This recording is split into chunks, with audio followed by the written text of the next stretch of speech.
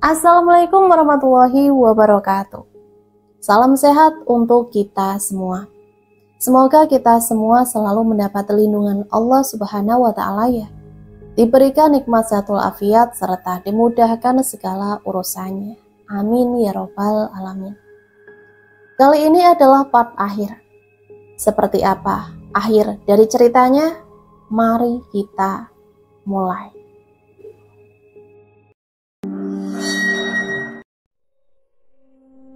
Dinar masih di lorong itu sendiri, lorong yang memang jarang sekali dilewati siswa. Jantungnya berdegup lebih cepat, bola matanya berputar. Dinar masih berusaha keras mengingat-ingat ada apa dengan boneka itu di 2 tahun yang lalu. Di balik usaha meraih ingatannya, Dinar mendengar keramaian. Sukmanya berkelana. Dari telaci kasir, obrolan orang bertransaksi, dan decitan kertas nota yang dicetak. Ini kan boneka yang aku temui di depan supermarket 2 tahun lalu, ucap Dinar ketika ia mengangkat boneka itu. Tampilannya sama dengan yang ia temui pertama kali. Hanya saja rambutnya tak terlalu kusut dan tak ada bercak habis terbakar di belakangnya. Semula ia anggap itu adalah boneka yang tertinggal. Namun semua itu bertepatan ketika ia membuka bajunya. Tulisan M.I. Anjani 2011 dan Gandit tetap ada tanpa dicoret. Dinar terperanjat, jelas-jelas boneka yang ditemukannya 2 tahun lalu itu berada di kamarnya. Dinar ingat betul sebelum berangkat sekolah ia memeluk boneka yang sudah ia ganti namanya itu. Boneka di tangannya terlempar ketika bagian tubuh boneka membentur dinding. Sebuah bayangan tulisan berbentuk di dinding. Sempurnakan, mati, dan dendamku. Dinar semakin tak kuasa menahan ketakutan. Ia bergeser mundur, melesatkan kakinya menuju kelas. Di dalam kelas kepanikannya berusaha ia redam. Beruntung sebagian besar siswa masih di luar kelas, sehingga bisa mengatur nafasnya setiba di bangku. Tak dapat dipungkiri, pikirannya tetap terpaku pada boneka yang ia temukan. Otot-ototnya tiba-tiba melemas, darah-darah di tubuhnya terasa meluruh ketika ia mengingat tampilan luar boneka itu. Sama persis dengan boneka yang terus dipeluk oleh Gaidah, dan bayangan tulisan itu sama persis dengan apa yang dikatakan Ingrid mengenai buku Diary Ica. Sesuatu seperti menggoyang-goyangkan tubuhnya. Ia melihat ke kiri. Din, aku sautin dari tadi, serga Karen. Kedua tangannya sedang memegang bahu Dinar. Dinar tak menyadarinya dari tadi. Karen tak meninggalkan kelas. Kamu sakit? Lemes amat? Tanya Karen lagi. Dinar menggeleng. Ia memberi senyuman lepas pada sahabat karibnya itu. Gak apa-apa, ucapnya dengan wajah yang ditenang-tenangkan. Cie, yang seminggu lagi ulang tahun ke-18, bisik Karen mencubit kecil lengan Dinar. Apaan sih Ren? Vero bakal ngasih apaan lagi kira-kira ya? Karen tergegah di tengah bisikannya. Namun itu tak berlangsung lama. Ia meringis hingga menahan teriakan karena Dinar mencubit keras pahanya. Karen mengajak Dinar ke kantin, tapi Dinar menolak. Dia malah kembali menenggelamkan dirinya dalam lamunan. Di tengah-tengah lamunannya, Dinar tak sengaja membuka laci meja. Di dalamnya tersimpan sebuah amplop dan sebuah benda berbentuk hati. Berwarna merah, masih di dalam laci. Jari jemarinya hati-hati membuka benda itu. Sebuah cincin emas bermatakan berlian, menyilaukan mata. Gumpalan darah di dadanya seakan ingin meledak. Ia kesal kalau itu adalah ulah Vero. Akan tetapi kekesalannya berubah pertanyaan besar ketika ia membuka isi amplop. Di dalamnya terdapat secari kertas yang sudah dilipat rapi. Dinar membukanya. Suratku untuk Mahadinar Prameswari, permataku. Tak ada kata yang mampu kuucap. Tak ada kalimat yang mampu kuurai kepadamu selain aku mengagumimu. Meski perih hanya bisa kuraih bayangmu dari dalam gelap. namun hati terbayar kepuasan yang begitu nyata. Bertahun-tahun kutunggu kamu dalam keadaan ini. Kujejaki perihku untuk ketebalan cintaku. Kupijaki sakitku untuk pemberanianku. Dinarku, aku mencintaimu. Parasmu mengingatkanku pada orang yang pernah singgah di waktu lampau. Ia telah pergi meninggalkanku, mencampakkanku dengan hina dina. Namun ialah kini telah kembali sebagai dirimu. Maaf, aku belum dapat menunjukkan siapa aku sebenarnya. Aku masih tak sanggup menerima rasa sakit itu lagi. Namun yang pasti, aku adalah penggemar rahasiamu. Dari kegelapan, aku menahan perih hanya untuk dirimu seorang. Dan cincin intan permata yang ikut disertakan beserta surat ini menjadi saksi bisu kalau aku benar-benar mengagumimu. Sekali lagi, untukmu yang beberapa hari lagi menginjak usia ke-18, aku mencintaimu. Tertanda penggemar rahasia. Dengan rasa kesal bercampur penasaran, Dinar membuka kembali laci mejanya dan membaca kalimat demi kalimat dari sepucuk surat yang beberapa menit lalu diintipnya. Jantungnya kembali berdegup kencang. Kertas itu diremasnya. Ia terus mendengus kesal. Kedua tangannya meremas kedua benda asing yang ia temukan di laci. Ia membawa ponselnya, kemudian beranjak dan melesat menuju keluar kelas. Di luar kelas, Dinar merogoh ponselnya. Ia mencoba menghubungi Vero lewat telepon. Namun beberapa kali dihubungi, Dinar hanya mendapatkan jawaban dari operator yang bersangkutan jika nomor telepon Vero tidak aktif. Di chat di WA pun hanya di checklist 1. Dinar kembali mencoba menghubungi, tapi kali ini berbeda. Tak ada suara operator menyebalkan yang menghambatnya. Dari seberang telepon, Dinar hanya mendengar kalimat, "Jangan ke sana." Kalimat itu keluar dari mulut perempuan. Suaranya serak. Sejak kapan operator provider pakai suara nenek-nenek? Ia menutupnya, kemudian menghubunginya lagi. Namun tetap suara nenek-nenek itu menghambatnya dari seberang telepon. Bahkan Dinar seperti mendengar suara geraman di belakangnya. Angin dingin dan kondisi di koridor yang sepi membuat bulu kuduknya merinding seketika. Para siswa yang sedang istirahat di sudut lain tak membuatnya bisa meredamkan ketakutan. Entah apa yang membuat kepalanya menoleh perlahan ke belakang. Ia menoleh dan melihat sesosok tinggi besar dipenuhi bulu hitam tepat di belakangnya. Hanya berjarak beberapa senti. Yang sejajar dengan kepalanya adalah perut sosok hitam itu. Dengan berat, kepalanya dipaksa menengadah. Beriringan dengan kepala Dinar yang melihat ke atas, sosok itu mengangkat tangannya sekitar 3 meter di atasnya. Dinar benar-benar melihat wajah makhluk itu secara jelas. Sosok itu menyeringai dan mengeluarkan lendir. Matanya merah menyala. Tak sempat sosok itu melakukan sesuatu dengan tangannya. Dinar berlari tunggang langgang, tak tentu arah sambil berteriak, "Kemoceng hitam!" Sontak teriakannya membuat semua siswa yang berada di kompleks sekolah terkejut.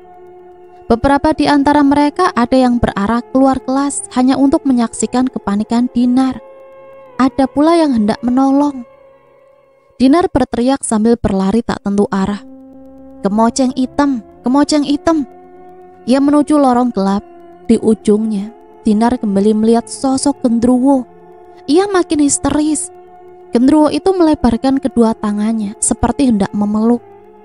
Lari Dinar pun semakin kencang menuju ke toilet wanita. Ia mengunci diri di dalam sana. "Dinar! Nar! Kamu kenapa?" teriak beberapa siswa histeris. Gaduh langkah para siswa memadati toilet wanita. Tak peduli pria atau wanita, semua berteriak pada satu titik toilet kedua paling ujung.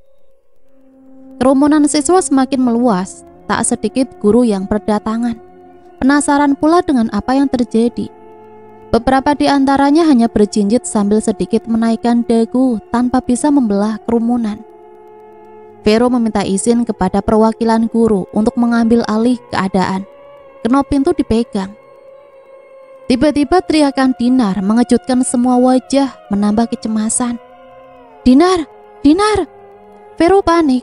Ia meletakkan daun telinganya ke daun pintu. Mahadinar Prameswari, kamu bisa jawab aku! Teriak Vero, matanya menerka langit-langit. Tak ada sautan dari dalam. Suara teriakan Dinar seakan tenggelam, terbawa angin. Pak, boleh saya dobrak pintunya? Vero melangkah mundur bertepatan lurus dengan pintu toilet. Nafasnya mendengus, ia sudah bersiap. Ancang-ancang akan dia ambil. Pintu akhirnya terbuka, membentur keras dinding samping dalam. Semua bersorak. Tubuh Vero terpelanting masuk ke dalam toilet dan tersungkur. Terlebih dahulu Vero membetulkan sedikit posisi kerudung Dinar, baru mengangkat tubuhnya. Kerumunan membelah dengan sendirinya, memberikan akses jalan bagi seorang pahlawan siang hari ini bernama Vero. Di perjalanan menuju rumah Dinar di sebuah jalan kecil, tiba-tiba mobil Vero dihentikan oleh sekelompok orang. Mereka semua memakai hoodie berwarna hitam. Orang-orang itu merusak mobilnya. Alat pukul dan beberapa alat tumpul lainnya diacung-acungkan. Vero sempat meladeni kebengasan orang-orang asing itu di hadapannya. Namun kekuatannya tak bisa mengimbangi. Vero dihabisi dan dibiarkan tergeletak pingsan di badan jalan. Sementara Dinar yang masih sangat histeris dibawa tanpa perlawanan oleh orang-orang itu entah kemana. Kamu gak akan langsung pulang kan, Ren? Serga Toto memburu. Di sampingnya Nisa mengangguk. Ekspresi kecemasan mereka tak dapat dihindari. Semua siswa meributkan tentang kondisi Dinar. Karen menjadi satu-satunya orang yang diburu pertanyaan. Namun beruntung, Karen masih bisa meredam suasana. Ia berkata kalau Dinar baik-baik saja. Kita ke rumah Dinar sekarang. Muka kamu tegang banget, Tok, tegur Nisa. Toto menoleh cepat. Keningnya bercucuran keringat. Aku khawatir aja, Nis. Assalamualaikum. Waalaikumsalam. Ujar Bu Daniar mempersilahkan masuk. Ketenangan yang ditampilkan Bu Daniar membuat Karen dan Nisa pun merasa tenang. Tante, gimana kabar Dinar? Karen langsung memberi pertanyaan setibanya dia di sofa dan duduk. Dinar baik-baik aja, cuma tadi pas pulang mukanya agak pucat. Sekarang dia di kamar Tante. Boleh izin lihat nggak Tante? Bu Daniar mengangguk pelan. Dari arah belakang angin halus mengusap-usap tengkuk ketiganya. Mereka bergidik. Nisa tanpa sadar memegangi tengkuknya sambil berjalan menuju kamar Dinar. Karen merasa hawa di dalam rumah sangat tidak bersahabat. Kelembaban yang sedari masuk rumah menyeregap kini semakin kental. Karen mengetuk pintu kamar Dinar. Mereka memanggil-manggil nama sahabatnya itu. Tak ada sautan dari dalam. Pintu tetap bergeming. Kembali dipanggilnya, tetap tak ada yang menjawab. Hingga ia dengan inisiatifnya memutar gagang pintu untuk membukanya. Mereka langsung merangsek masuk. Di dalam tak ada siapapun. Kasurnya masih tertata rapi, spraynya pun tak kusut. Nampak Karen dan Nisa mengelus-elus tengkuk, mereka saling menautkan tatapan. Terdengar sesuatu. Karen dan Nisa terperanjat hingga melompat keluar kamar. Ruang tamu menjadi gelap dan yang tak mereka sangka adalah Bu Daniar sudah tidak ada di sofa. Nisa berlari ke depan kamar Bu Daniar. Ia menggedornya, memanggil-manggil nama Bu Daniar. Lama tak ada jawaban. Kenop pintu tak sengaja ia putar. Pintu terbuka. Di dalam hanya sedikit cahaya matahari yang masuk melalui celah jendela dan terbiasnya korden warna hijau. Di sana pun Nisa dan Karen tak menemukan Bu Daniar. Mereka merasa dikerjai. Karen berdecak kesal lalu berlari ke arah pintu depan. Ia coba membukanya, tapi tidak bisa. Pintu depan mendadak terkunci. Karen dan Nisa dilanda kepanikan. Mereka berteriak meminta tolong, sesekali meneriaki nama Toto. Nis, stop dulu. Ucap Karen seraya mengarahkan telunjuknya ke arah sebuah celah yang menghubungkan ruang tamu dan dapur. Ia merasa ada seseorang yang datang. Langkahnya terdengar terseok, namun ia tetap dibuat mematung menunggu seseorang yang tengah mendekat. Nisa terdiam, tatapannya tertuju ke titik yang ditunjuk Karen. "Tante Niar?" tanya Karen memastikan. Satu tetesan keringat jatuh dari keningnya. Karen berharap Toto segera datang, namun waktu seakan berhenti. "Dia tidak ada di sini." Sebuah suara menggema dari arah dapur. Karen mengenali suara itu. Bukan suara Buddha Niar, melainkan Ingrid. "Kamu kenapa bisa ada di rumah ini? Siapa kamu sebenarnya?" Dinar." "Bukan, Nis, dia orang yang mirip sama Dinar. Tetap awasi gerak-geriknya. Kita nggak tahu lagi berhadapan sama manusia atau hantu." "Rompi itu kan?" Nisa mengerutkan dahi. Karen menoleh. "Apa, Nis?" "Rompi zaman kakak aku sekolah dulu." "Serius kamu?" "Nggak salah lagi, Ren. Itu rompi SMK Kemala Bangsa sekitar tahun 2012-an. Pas kakak aku masih jadi siswa. Lihat tanda merah di dada kirinya, sama kerahnya yang bulat. Aku nggak salah lagi." "Jangan-jangan dia yang dilihat Suci waktu itu," ucap Karen dan Nisa bersamaan. Mereka saling tatap. Kamu sosok Ica yang ada di buku diari itu kan? Marisa Ingrid Anjani. Aku baru sadar sekarang. Apes banget aku berkomunikasi sama hantu." Cecar Karen menunjuk-nunjuk Ingrid. "Dan kamu pasti yang udah neror siswa di sekolahan kita, iya kan?" Nisa membentak. "Sadar juga, aku udah pernah bilang, bukannya teror itu cuma dirasain sama orang yang merasa diteror." Begitu kata Ingrid sambil terus mendekat hingga beberapa meter. Sial, ia tetap dengan senyumannya. Hanya beberapa saat berselang, Ingrid menghentikan langkahnya. Seseorang lainnya menyusul di belakang Ingrid. Seseorang dengan tampilan hampir sama dengan Ingrid, dengan sebuah boneka dalam pelukannya. Karen seketika panik. "Nis, kita harus cepat-cepat pergi dari sini, Nis." Nisa berbalik menghadap pintu. Dia menggedor-gedor pintu dengan keras sambil memutar-mutar gagang pintu. Ia juga berharap Toto segera datang, namun dari luar seakan tak ada kehidupan. "Kalian gak usah khawatir," seru Ingrid sembari memberi isyarat dengan kedua tangannya. Sosok lain di belakangnya mendekati, lalu berhenti tepat di samping Ingrid. Ia tetap tertunduk dan memeluk boneka. "Ini Gaida, adikku. Kami cuma mau minta bantuan sama kalian." Sela Gaida dengan nada bicara datar. Pelukan pada bonekanya semakin erat. "Kan kita nggak neror, itu cuma anggapan siswa penakut.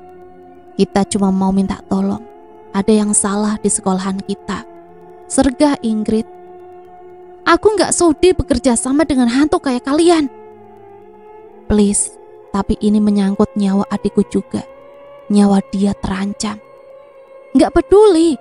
Lagian aku sama sekali gak kenal adik kamu." "Kalian kenal. Dia yang saat ini lagi butuh bantuan kalian." Kewaspadaan Karen dan Nisa seketika meluruh. Nafasnya perlahan teratur meski masih tersenggal. Karen menatap lantai, termenung dalam pikirannya berkecamuk segala pertanyaan. Teror siswa di sekolah, Ingrid dan Gaida yang ternyata hanya arwah gentayangan.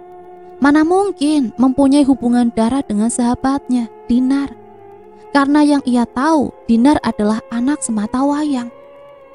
"Jangan bilang orang yang kamu maksud itu Dinar." Karen menelisik.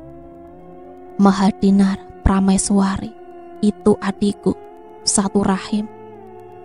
Mungkin dia juga gak tahu karena ibunya gak pernah cerita. Soalnya," ucapan Ingrid terpotong sejenak lalu menunduk. "Soalnya apa? Cepet ngomong, jangan banyak drama." "Soalnya aku dan Gaida ada di masa lalu kelam ibunya." Isak tangis Ingrid seketika pecah. begitupun Keida. Ia tertunduk dan menangis. Perhatiannya teralihkan oleh perkataan Ingrid. Namun gerak Ingrid dan Keida seketika berubah.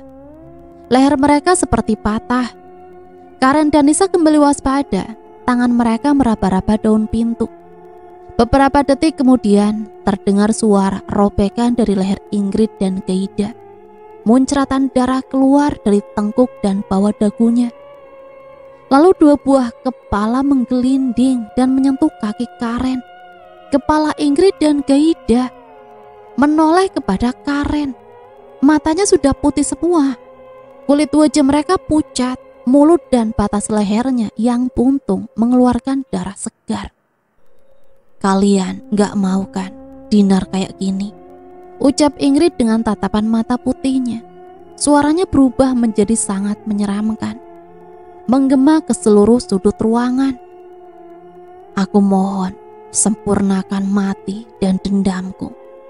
Karen dan Nisa tiba-tiba lemas, katup mata mereka melemah. Lalu semuanya menjadi gelap. Semilir aroma minyak kayu putih menyeruak, menusuk-nusuk rongga hidung.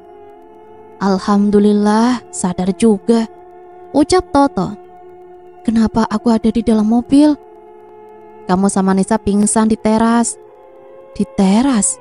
Karen terheran. Toto menjawabnya dengan anggukan. "Aku tadi sama Nisa ke dalam rumah kok." "Minum dulu, Ren. Mungkin tadi kamu cuma halusinasi." Sebuah suara yang ia kenal menyuruhnya dari kursi supir sembari menyodorkan 1 botol air minum. "Vero? Mana Dinar?" "Dia diculik. Kamu lihat muka aku, babak belur kan? Aku gak akan biarin ini semua." "Tapi kenapa kita bisa sama kamu?" Karen memotong ucapan Vero. "Udah Ren, sandaran dulu, kondisi kamu masih belum sepenuhnya pulih." Timbal Toto menyandarkan Karen ke belakang. "Aku tahu kamu bakal ke rumah Dinar dan aku niatnya pengen ngasih tahu mamanya Dinar. Tapi yang gak aku sangka, aku ketemu Toto. Dia katanya tahu Dinar dibawa kemana. Kita sekarang lagi meluncur ke sana." Terdengar suara lengkingan minta tolong.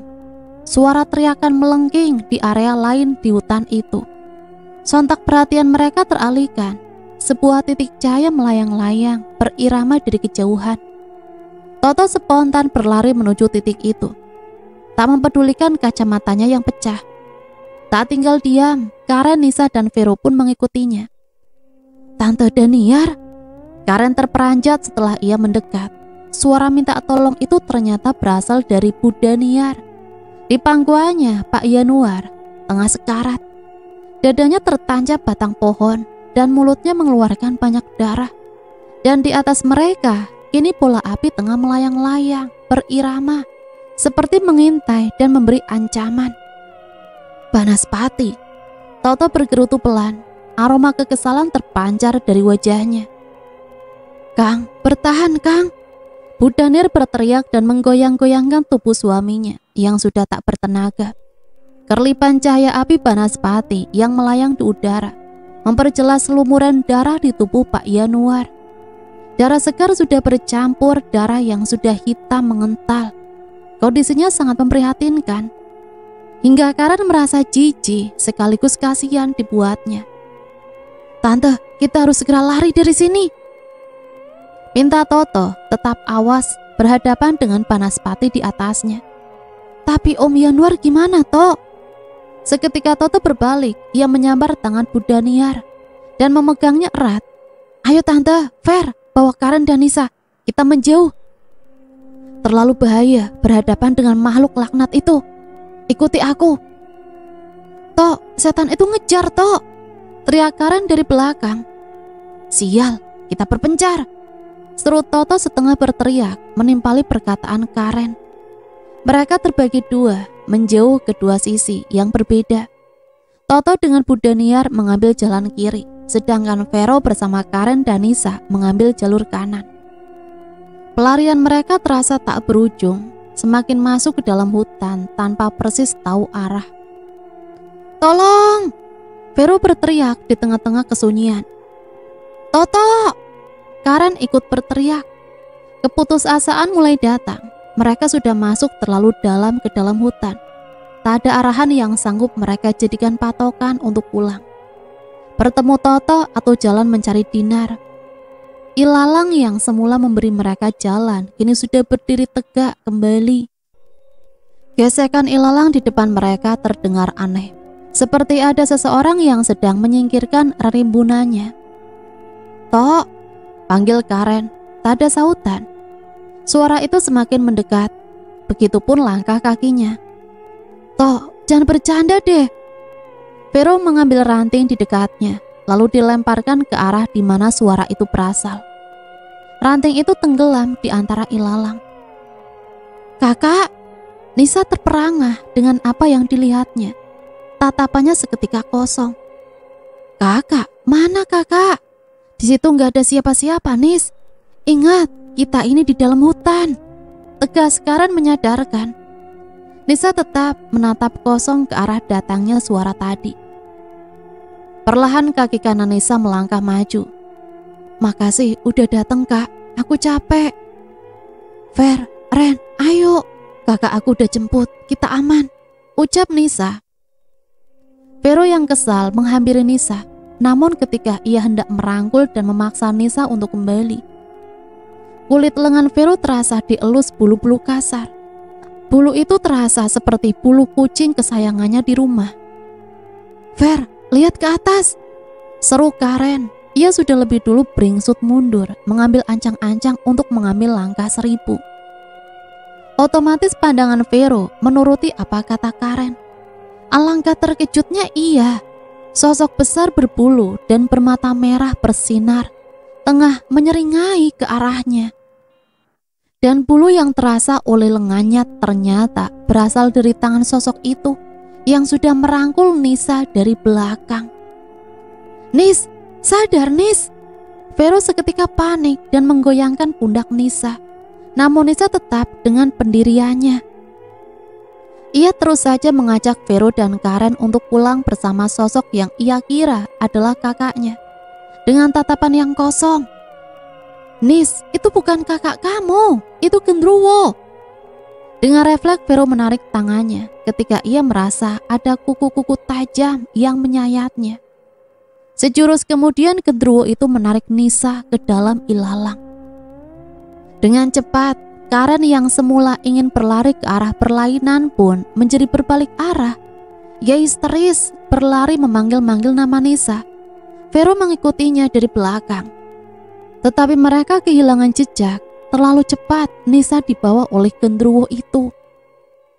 "Vero, Karen, di sini." Suara desis itu mengalihkan perhatian Vero dan Karen. Dari jendela kayu yang menganga sedikit, sebuah tangan melambai, diikuti cahaya senter yang menyoroti wajahnya dari bawah. "Toto?" Vero terheran, teriakannya tertahan. Dari balik jendela, Toto memberikan petunjuk kepada Vero dengan tangannya untuk segera masuk ke gubuk lewat pintu yang berada tepat di hadapannya.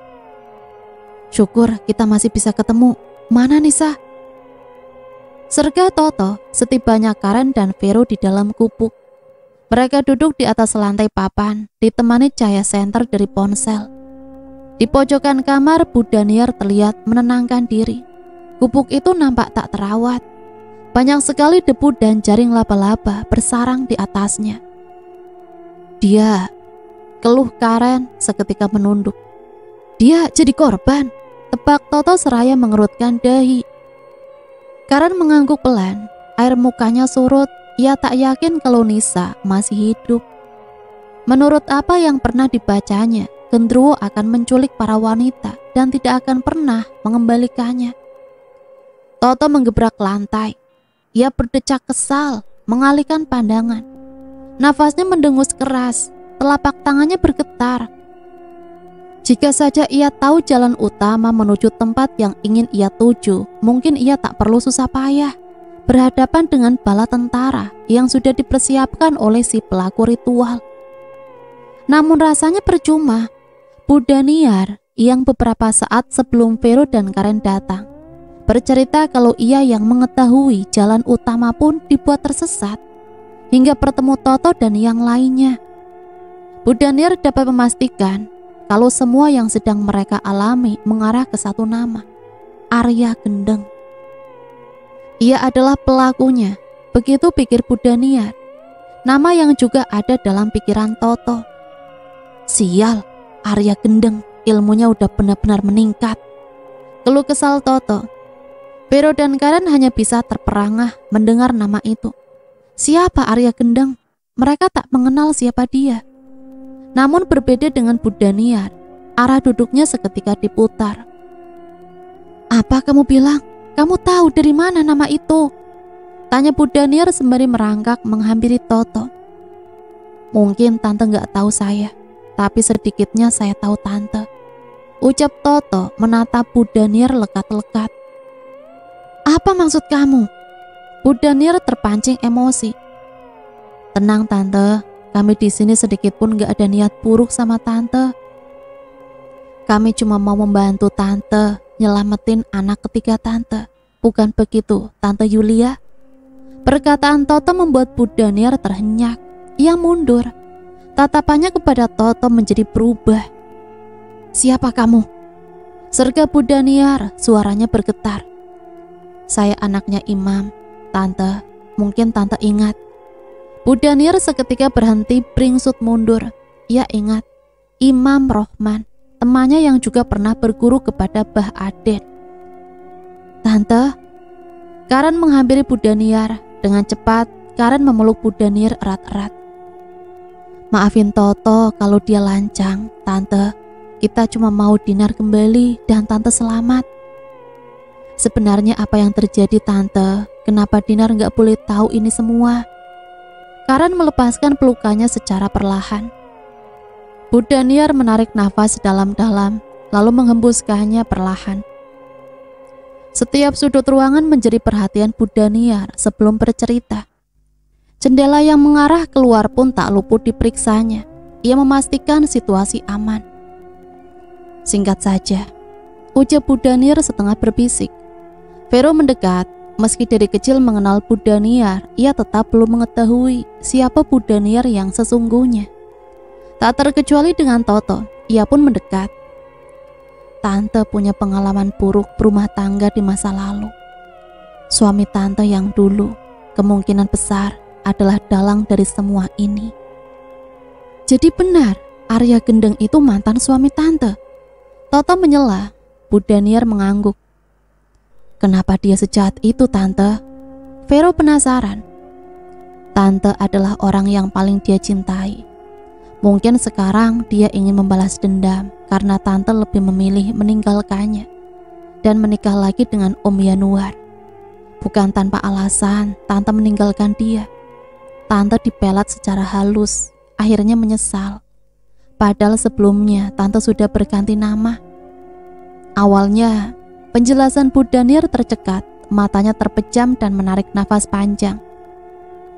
Awalnya Tante kira hidup Tante aman di Bandung, tapi setelah kejadian Dinar direhabilitasi di rumah Mbah Aden, ternyata anggapan Tante salah besar. Orang yang sangat Tante takuti berada di Bandung.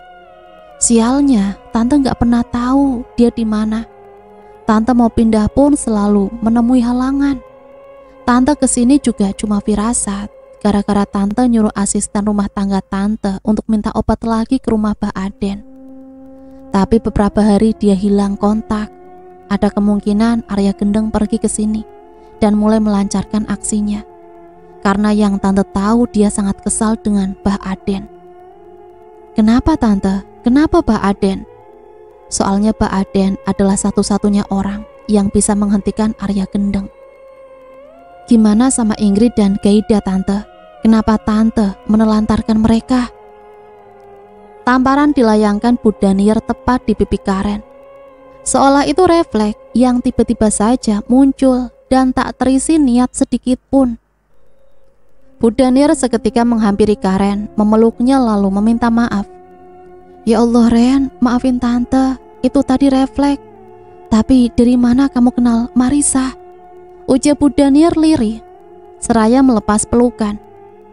Diarinya Tante, maaf juga saya sudah lancang. Bu Danir menyeka air mata, tatapannya tiba-tiba kosong. seolah meraba ruang di masa lalu. Marisa, Gaida, mereka kakaknya Dinar yang sangat tante sayangi. Tante gak punya niat menelantarkan mereka. Tante merasa dihianati 2 kali. Sama siapa tante? Vero menanyakan hal yang membuat Karen naik pitam. Ia mencubit lengan Vero hingga meringis. Karen merasa hal itu tak perlu ditanyakan. Arya Gendeng dan teman tante yang mengadopsi kedua anak kembar tante. Tante dapat kabar mereka tinggal di Bandung ketika tante dapat info kalau Marisa dan Gaida meninggal karena kecelakaan. Lebih apesnya lagi, tante gak pernah melihat jenazah mereka. Bahkan untuk terakhir kalinya, tante udah coba ambil tuntutan dan orang tua asuhnya dapat hukuman penjara. Kecelakaan? Tante maaf, tapi di diary itu ada tulisan tumbal di umur 18 tahun. Apa mereka berdua benar-benar meninggal karena kecelakaan? Ya, beberapa tahun setelah itu, tante ke rumah Mbah Aden dan lahir informasi kalau Marisa dan Gaida ternyata meninggal karena dijadikan tumbal oleh Arya Gendeng. Jangan-jangan Dinar? Vero bangkit dan terkesiap. Ia merasa orang yang dikasihinya semakin terancam. Arya Gendeng bakal ngelakuin hal yang sama pada Dinar. Singkat Bu Daniar sembari menyeka air matanya yang tak kunjung habis. Kilatan cahaya mengagetkan mereka yang sedang bersembunyi di dalam gubuk. Toto bangkit dan mengintip dari celah dinding kayu. Celaka, kita benar-benar dijaga ketat, keluh Toto dengan nafasnya yang tersenggal. Dengan jelas, makhluk-makhluk mengerikan itu membentuk barisan penjagaan. Bahkan Vero melihat genderuwo yang membawa Nisa berada di sana bersama makhluk-makhluk lain. Tante mau kemana? Karen berusaha menahan Bu Daniar, namun tangannya ditarik balik oleh Bu Daniar. Kalian ikut tante, gak usah takut. Di hadapan 2 penjaga bertubuh kempal dengan lendir, Bu Daniar berkata, saya yang dia tunggu. Saya kesini untuk kembali kepadanya. Izinkan saya masuk. Sekaligus saya membawa tumbal baru untuknya. Tante, apa-apaan? Karen meronta-ronta, berusaha melepaskan cengkraman Bu Daniar yang begitu kuatnya. Namun Bu Daniar tetap menahannya, kemudian menoleh sembari mengedipkan mata, seolah memberi isyarat kalau itu hanyalah sandiwara. Kalian semua pergi, tegas Bu Daniar kepada makhluk-makhluk yang sedang berjaga. Sontak makhluk-makhluk mengerikan itu seperti mendapat titah dari sang ratu yang harus segera dituruti. Mereka semua akhirnya menghilang dari pandangan. Saat itu juga Bu Daniar melepas cengkraman tangannya. Maaf ya Ren, kita harus pintar-pintar nyari celah sekarang. Iya tante, nggak apa-apa. Kini tinggal selangkah lagi mereka akan membatalkan ritual itu. Hanya pintu masuk yang menjadi benteng terakhir. Kekejian dan kemungkaran dari perangai seseorang yang dibutakan oleh cinta. Temaramnya lampu minyak di beberapa titik tak menyurutkan semangat. Binatang-binatang malam pun tak menampakkan keindahan suaranya. Mereka seakan lenyap, tak ingin menyaksikan sebuah pengorbanan. Angin dingin kembali berembus. Bau darah, bisik Toto, matanya terbelalak. Karen pun ikut mengendus-enduskan hidungnya. Iya, bau banget. Gak ada tanda-tanda kehidupan. Gak mungkin, perasaan aku gak enak. Apa ritual itu sudah? Toto terdiam. Tiba-tiba Vero membenturkan bahunya hendak mendobrak pintu. Namun nasibnya tak seperti pintu toilet sekolah yang kala itu terbuka oleh kekuatannya. Pintu rumah Mbah Aden tetap bergeming. Bahkan nyaris saja engsel di bau Vero bergeser. Udah Ver, cukup. Kita cari jalan lain. Aku rasa Dinar ada di dalam. Cuma si licik Arya Gendeng itu pakai benteng pelapis dari dalam rumah. Tante, saya rasa Mbah Aden sudah. Toto tertunduk. Perasaan sedihnya berusaha dikubur. 90% Toto meyakini jika Mbah Aden dan Nini Rum telah dikalahkan. Tante sudah siap menerima kenyataan, jawab Bu Daniar. ada satu tetesan air mata kesedihan yang jatuh dari pelupuk matanya. Di mana aku?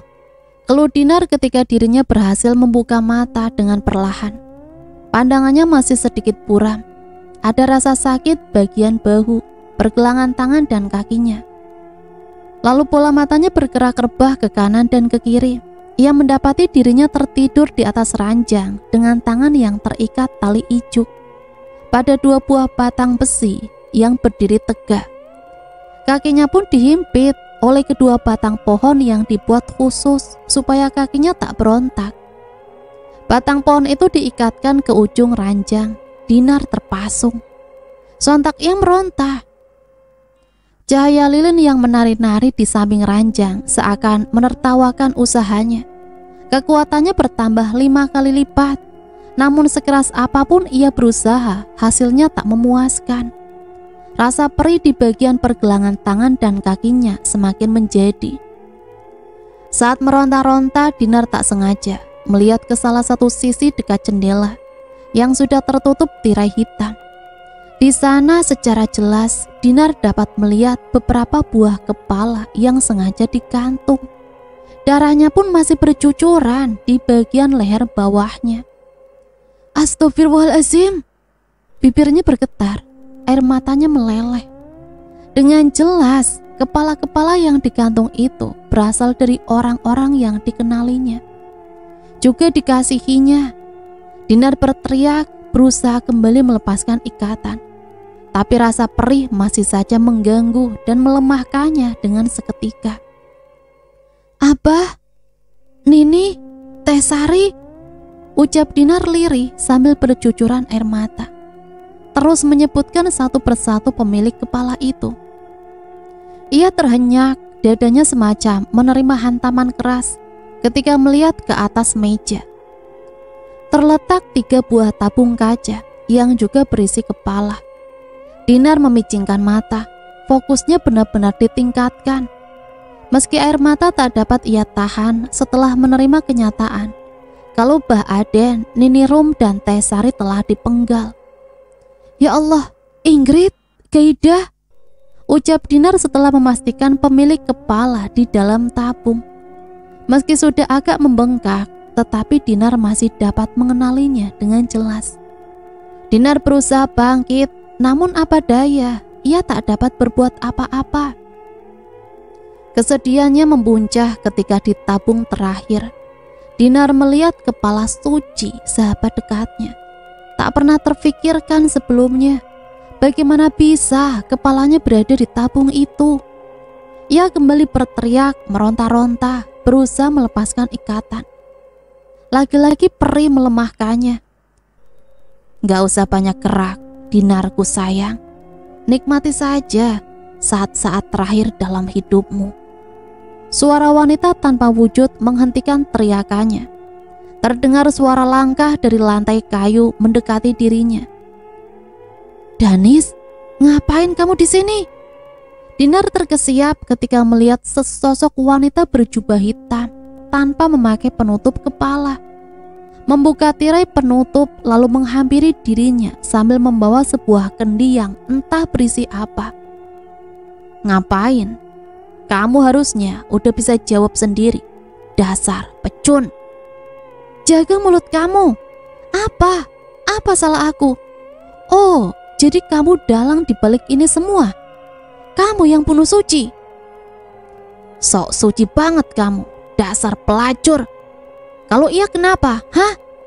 Teriak Dani seraya membalikkan badannya setelah ia menyimpan kendi di dekat tabung kaca yang berisi kepala Suci. Kurang ajar kamu. Sekali lagi jaga mulutmu. Kamu yang berusaha ngerebut Vero dari aku. Iya kan? Bentak Danis. Kening Dinar mengkerut. Nampak terheran dengan kata-kata teman beda kelasnya itu. Maksud kamu apa? Aku udah gak punya hubungan lagi sama dia sejak SMP. Dan bagi aku bahagia kalau kalian bisa dekat. Dan dia bisa move on dari aku. Ini bukan sepenuhnya salah aku, Danis. Bentak Dinar, geram. Danis mendekat, melepaskan kerudung Dinar dan menjambak rambutnya. Masih bisa kamu berbohong. di saat-saat terakhir kamu kayak begini, ha? Dinar menggeleng-gelengkan kepalanya, berusaha melepaskan cengkraman tangan Danis.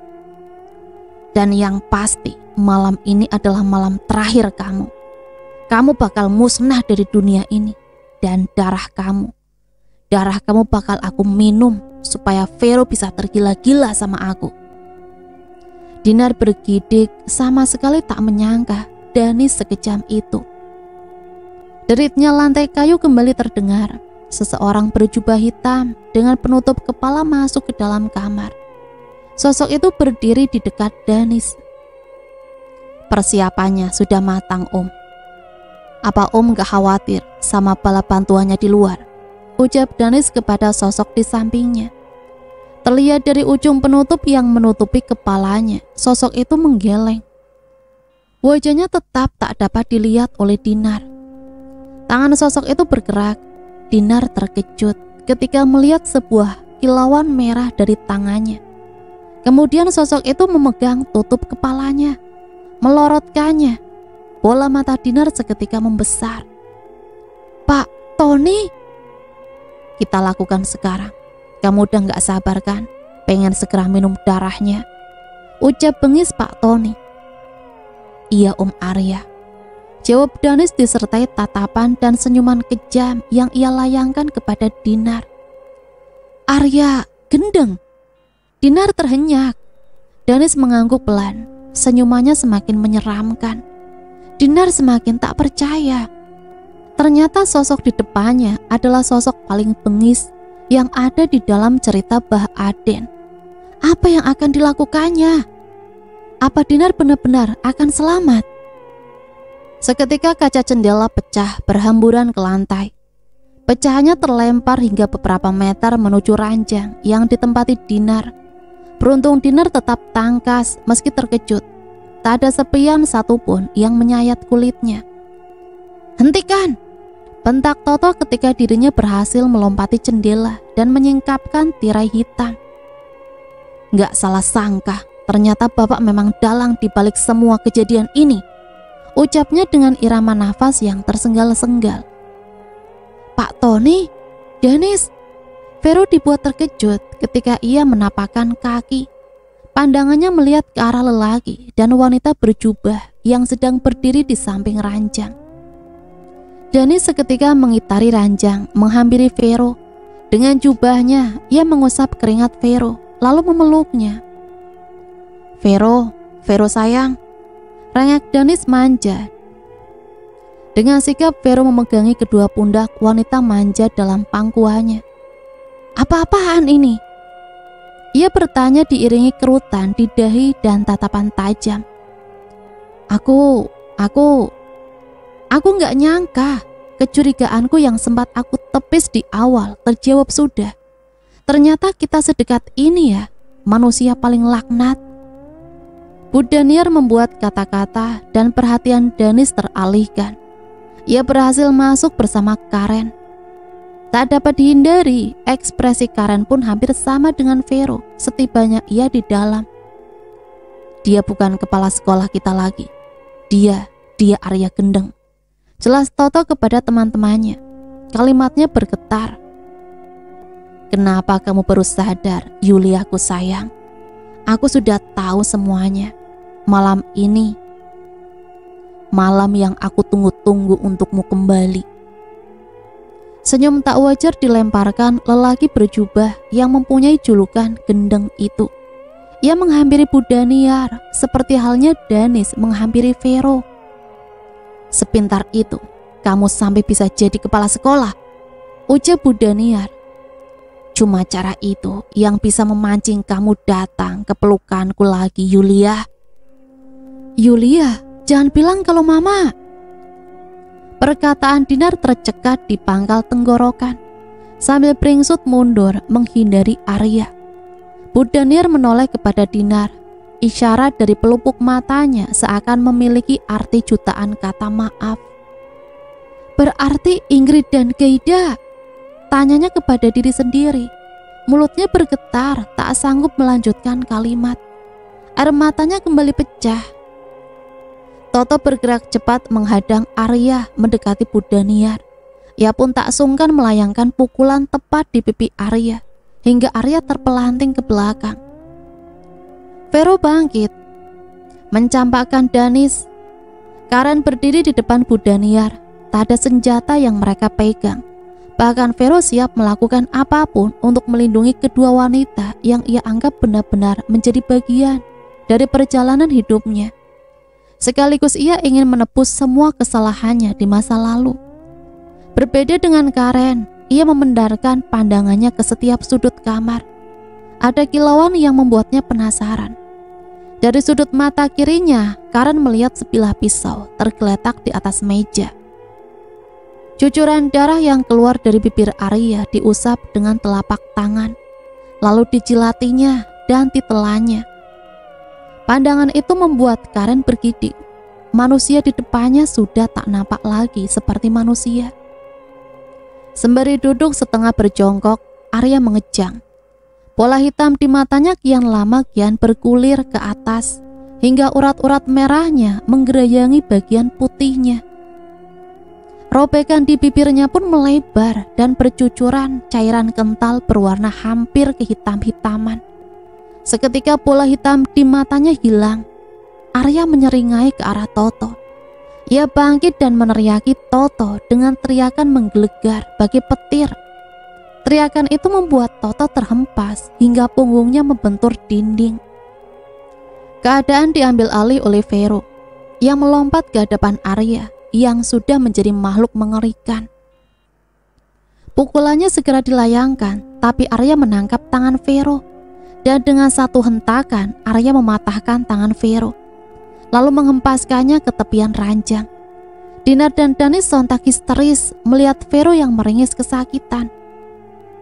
Tali ijuk yang mengikat tangan Dinar dan batang kayu yang memasung membuatnya tak bisa berbuat banyak selain menangis histeris.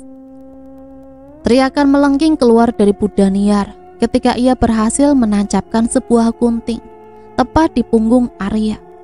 Namun seakan tak merasakan apapun, Arya berbalik dan mencabut gunting itu dengan mudah. Darah yang muncrat pun tak dipedulikan. Din, maafin aku. Maafin semua kesalahan aku di masa lalu, Din. Vero mengemis di samping Dinar. Tangan kirinya meraih Dinar ketika ia bersusah payah untuk bangkit. Kamu nggak usah ngelakuin ini sama aku, Ver. Kamu nggak ada sangkut pautnya sama... Shh. Vero agak meletakkan jari telunjuknya mengambang ke bibir Dinar. Aku nggak bisa lihat kamu menderita. Aku sayang sama kamu. Sebenarnya aku udah banyak berubah, tapi kamu selalu menghindar dari aku. Vero, awas! Teriakan Karen membuat tubuh Vero seakan bergerak dengan sendirinya menghadang Danis yang sudah mengayunkan pisau dengan kedua tangannya ke arah Dinar. Namun naas, arah tusukan Danis salah sasaran. Danis malah menusuk Vero tepat di jantungnya. Astaga, Vero! Danis gelagapan melihat tangannya menempel di dada Vero. Genggamannya seketika terlepas, sigap menopang tubuh Vero yang terjatuh. Darah mengalir deras hingga bercipratan ke segala arah. Vero! Sesal Dinar. Penyesalan tak dapat lagi Dinar hindarkan. Kata-kata terakhirnya, aku udah banyak berubah, tapi kamu selalu menghindar dari aku. Berputar-putar di dalam benaknya. Nggak ada lagi gunanya hidup di dunia ini tanpa kamu, Ver. Danis, jangan! Karen melesat berusaha menghentikan usaha Danis menggorok lehernya sendiri dengan pisau yang sudah ia ambil dari dada Vero. Naas, malam itu seperti sudah ditakdirkan sebagai malam pertumpahan darah. Usaha Karen pun gagal. Leher Danis sudah menganga lebar, diikuti muncratan darah ke arah depan, melumuri wajah Vero. Serta suara ngorok beradu beriringan dengan nyawanya yang melayang. Karen terbelalak melihat dua tubuh tergeletak di hadapannya. Bau amis darah pun menyeruak. Kalian tidak akan dimaafkan. Demi nama Ki Saptageni, kalian terkutuk selamanya. Suara berat itu berasal dari Arya yang menoleh ke arah Karen setelah menyaksikan keponakannya sendiri bunuh diri. Arya beranjak, asap mengepul di atas kepalanya. Warna mukanya semakin memerah keunguan. Arya melangkah mendekati Karen. Beberapa senti sebelum menyentuh Karen, langkah Arya terhenti oleh Toto yang merangkulnya kuat-kuat dari belakang. "Ren, jantungnya incar, tusuk pakai pisau itu," seru Toto sembari menunjukkan pisau yang tergeletak di atas lantai. Pelukannya tak cukup kuat menahan kekuatan Arya yang sudah bertambah berkali-kali lipat. Arya menghempaskannya lalu menyabetkan tangannya ke arah Toto. Toto mengelak. Sejurus kemudian ia memberikan tendangan sapuan tebal di betis Arya. Keseimbangan Arya seketika goyah, hampir terjatuh. "Jantungnya, Ren!" Lagi-lagi Toto meneriaki Karen. Arya kembali bangkit, mendengus kesal mendatangi Toto yang sudah memasang kuda-kuda. Arya berusaha keras meraih Toto, tapi Toto tetap bisa menghindarinya. Barang 1-2 tendangan memutar sudah dilayangkan Toto tepat di rahang Arya. Tapi sialnya, Arya tetap bergeming. Seketika Arya terdiam, terperangah, mata putihnya melihat ke arah dada kirinya. Sebilah pisau sudah tertancap tepat menembus jantungnya. Karen berhasil menancapkannya. Meski ia gugup karena sama sekali tidak ingin membunuh siapapun. Hingga ketika menancapkannya pun, tangan Karen tersayat hingga mengeluarkan darah. Namun karena terpaksa, mau tidak mau harus ia lakukan. Arya mengerang kesakitan. Gelegar teriakannya menusuk-nusuk telinga. "Enyah kau makhluk jahanam!" Bu Daniar mendekati Arya yang masih mengerang.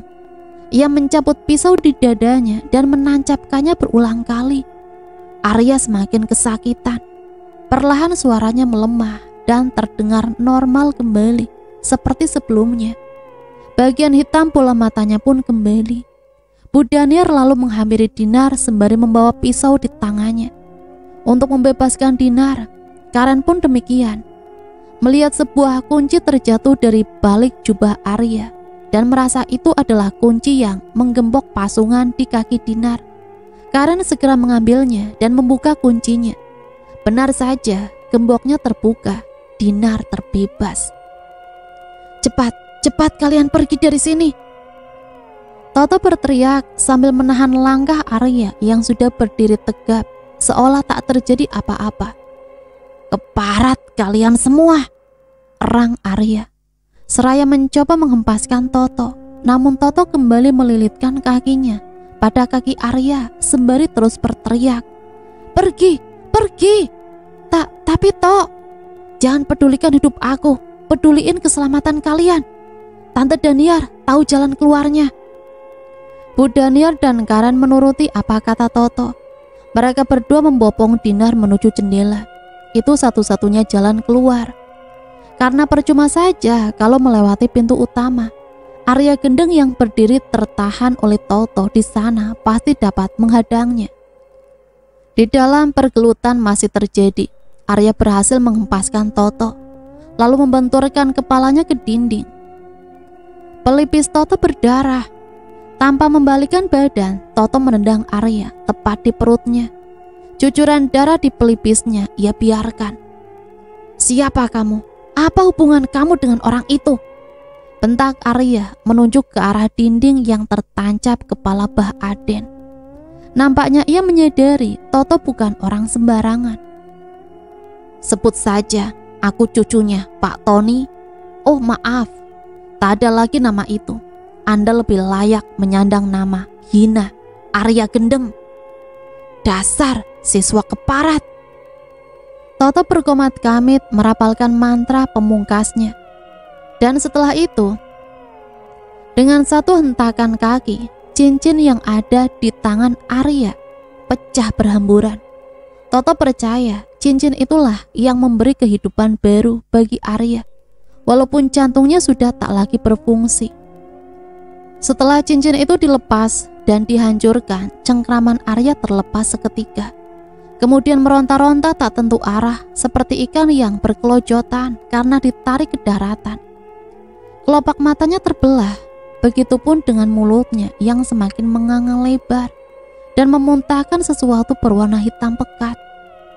Sesuatu itu bukan darah, melainkan seperti bayangan pekat lalu terbang menuju keluar jendela. Detik-detik peristiwa naas itu terjadi, Toto merasa upun-upunnya ditarik oleh sesuatu. Pandangannya memudar. Toto menyadari kalau itu adalah saat-saat terakhir dalam hidupnya.